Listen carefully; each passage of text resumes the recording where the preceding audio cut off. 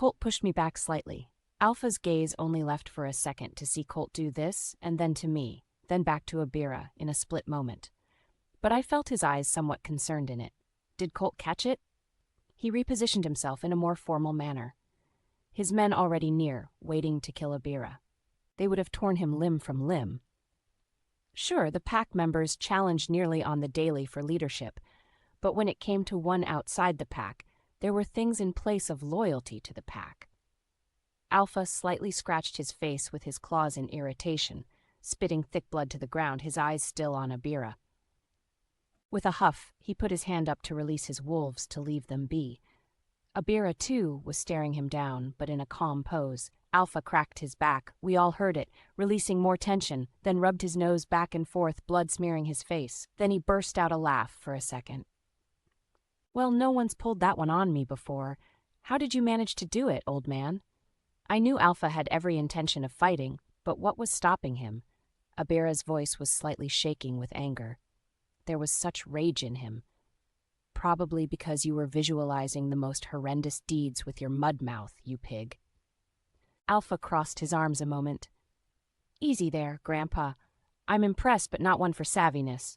Abira said nothing as Alpha walked to his side. Just remember, old dogs know a lot of tricks too, Lion. He knew to keep Colt's secret. Abira spoke back, big words from a mouth that is now being held by my hand. Alpha looked to the lion again. So you know about that?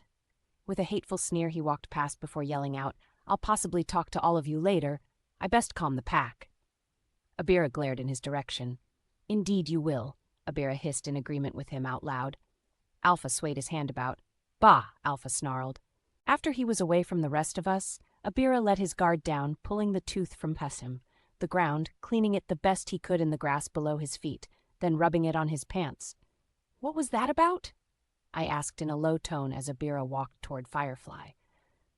Forgive me, dearest lady, for interrupting your conference, but I would not have allowed such vile thoughts of you running wild through his mind. His manners shall be better in my presence. Abira held out his open hand toward her. May I see your necklace, my lady? Firefly was as puzzled as us, but with some hesitance, she did as she was told. Abira took the leather necklace in his hand. Taking out a small knife as we watched, he cut out a strand, tie-braiding the tooth to it as he started to explain, his hand still bleeding. You see, wolves we have dealt with in our kingdom through trades, and sometimes a well-kept secret would be traded for another. The secret that was given in return to us was that of wolf culture. What little they have, that is. I will pass it on to you, Colt, when all is done, for it is only for very few ears. But I will share this much with you all. In a wolf pack, you know how a leader is chosen, and why they listen to the pack leader is out of reverence for a good fighter. But that's not all. If you look closely, all wolves are missing a tooth of their choosing when they join a pack. The tooth is given. If they leave the pack, it is not given back. And if a new leader is chosen, they must re-give their tooth freely. They can also give one as a gift to someone dear or lose one in a fight. But most wolves know the value of a tooth and will not dare try to take another's tooth in fear of losing their own. But the leader is followed above all others in this case, unless it is the leader themselves. Then the one with the tooth can be a danger to many. Each pack they join, a tooth would have to be given. It shows the loyalty level of that wolf. A wolf with most of his teeth is trusted over one with a bare mouth, and the holder of a tooth holds control of its owner till it is given back by whom took it. He was now done explaining, but also done with his braiding. I'm afraid I'm a terrible learner when it comes to weaves. I'm sure you can do much better than I, but I give it to you so that you no longer have to worry about any of his outbursts. He will now listen to us, specifically the one with the tooth. May I? He held the necklace toward Firefly. She turned around as he reached up to put it around her neck as she turned back around, touching it. Thank you. I have never heard such a tale in all my lives. You bring me great wonder, King Abira. Please call me Abira. It would do me great honor for you to do so. When had Abira gained this pageantry? Very well, Abira. I may one day soon give you a gift in return. What was with these two? They were talking so oddly, like a theater play. Till that day, then, he smirked, asking with his eyes. He took her hand, kissing it gently, as Colt spoke up, slightly clearing his throat. I think enough has happened. Let's get your hand looked at, Abira. We should rest a while. Abira looked slightly irritated, but smiled after a moment. Very well, lad, let's be on our way. Firefly looked to us. I can patch his hand. But Colt looked to her. We best save your healing capabilities for those that will need it more in the coming days. This is an easy fix that even I can accomplish. Colt looked to me. I looked toward Firefly. I will stay with Firefly a while. She looked to me oddly, but Colt walked off with his father. As we stood watching them leave, then it hit me as I spoke out loud, "Someone likes you," I whispered as Firefly's eyes looked to Abira. There is something about him that warms me like no man has done before him, but I know not myself, so how may I know another? And he is but a pup I shouldn't take the time to train. I looked to her.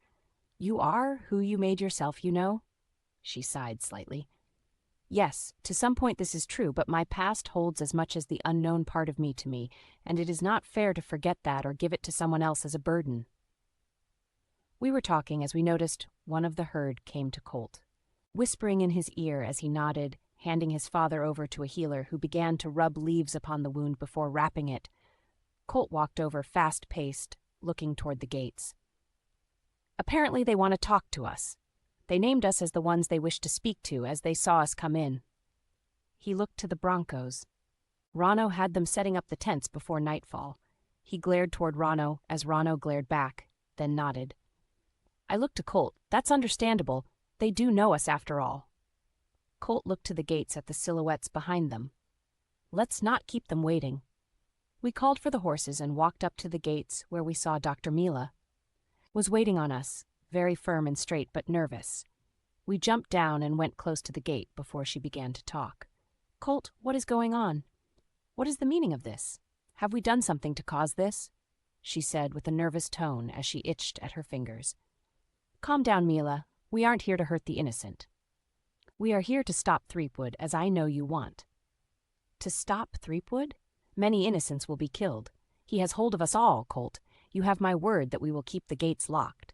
You can lock them yourselves if you wish, and let us just live out our lives. We will harm no one, welcome no one. Colt sighed slightly. I'm sure what you say is true in your lifetime, but we all know Threepwood will outlive everyone and continue to rebuild. But I also know he has hold on you, for you asked death by my hand last time I was here. Now that has changed?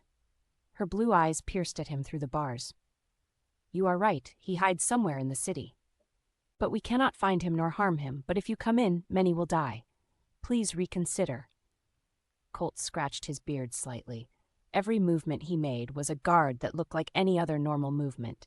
He matched her movements as well as anyone he spoke to in this way. He had tried to teach me, but I was no good at it. Is there a compromise you are willing to agree to, then? Mila looked to us. I do not know or trust those with you. I can only allow those I trust to come in for everyone's safety. I can allow 5 of you in, including you both, must come to keep everyone in control. Solt shook his head. I was expecting an answer like this. Look, Doc, you know I can't agree to that. All I can do is promise no one will be harmed. We are just here for Threepwood. I would think you would want this bad enough yourself to take the risk if it was you fully talking. She put her face closer to the bars. I cannot do that, Colt. I will not. The gates will remain closed. Colt drew closer himself. Then we shall open them with force, but my promise still stands even in that case. Mila softened. Don't do this, Colt. Give us time to find him ourselves. Colt looked to her, changing his stance as well. It was like a secret dance. Very well, I will give you a month. That is all the time I will give you. It will be hard enough to get the others to agree to this, but we will need proof that you found his source. She nodded. Thank you, we shall continue to search. It seems as there is no time to spare, but may I ask of... T, is she well? Colt looked to her as we climbed on our horses and started walking away. She is doing well in her new home. Mila sighed. Thank goodness, she whispered as we got further away. I looked to Colt. A month? You're giving them that long. What proof could they even show us in that time? Colt looked to me. We need a month. It will give the lions and sea people time to catch up. What they will be providing is of great importance. We will need as many as possible. We have one chance at this. One chance, as you well know. What about supplies? We can't feed this many on what everyone brought, including hunting. There has to be 6,000 people coming together. Colt looked back to Aeon Villa's direction. And I'd like 10,000. William has the food handled. I was puzzled slightly.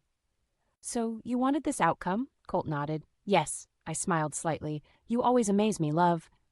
He looked to me with a smirk, as do you to me.